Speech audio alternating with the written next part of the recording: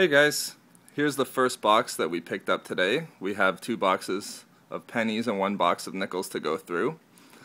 We haven't looked too much in this box yet, so I don't know, it doesn't really look that great, but you can never really tell just by looking at it.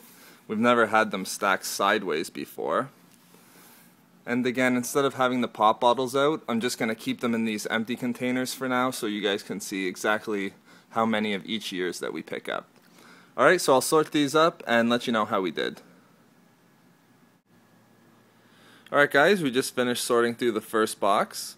Each of our pails have the copper pennies that we sorted through. If you remember, they were all empty at the beginning of this. We did really good on these years here, as I'll show you in the spreadsheet at the end. And surprisingly, we got only 2 American copper pennies. But again, we hardly got any American pennies at all. Which, as I'll show you here, we didn't get any wheat pennies this week, but we did really good on the Canadian King George VI pennies. So I'll show you some of the nicer finds we have, starting with our 1938, a 1939, 1940, a second 1940, a 1941,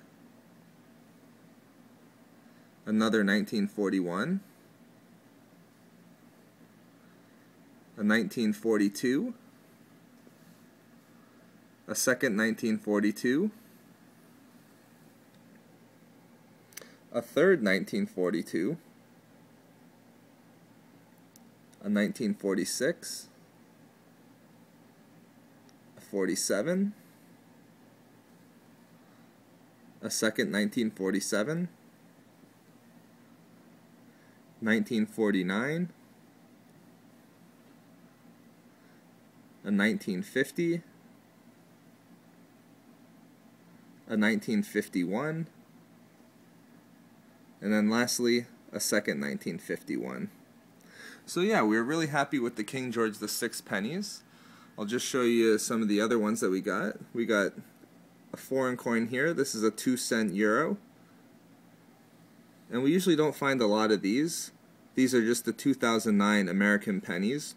We explained in a previous video why we keep the 2009 pennies, nickels, and dimes if we ever find one from the United States, just because they had such a low mintage rate that year.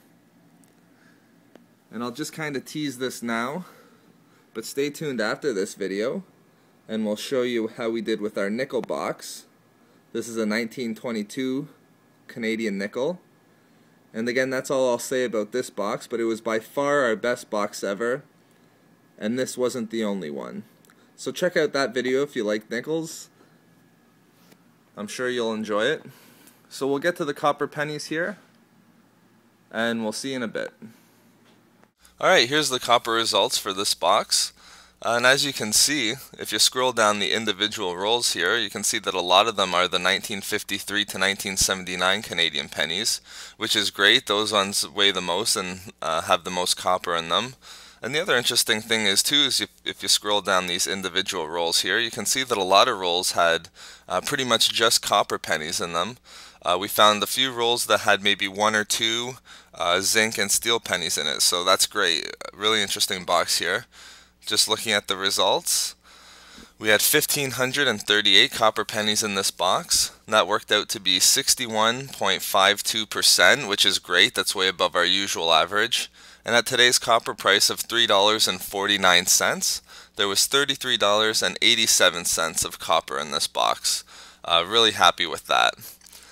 We'd just like to thank and we really appreciate everyone who subscribed this week. We really enjoy answering comments and questions down below, so please don't hesitate to leave us anything that you want to see from us in the future. If you have any questions at all, just post them below. Alright, that's it for now guys. Talk to you soon.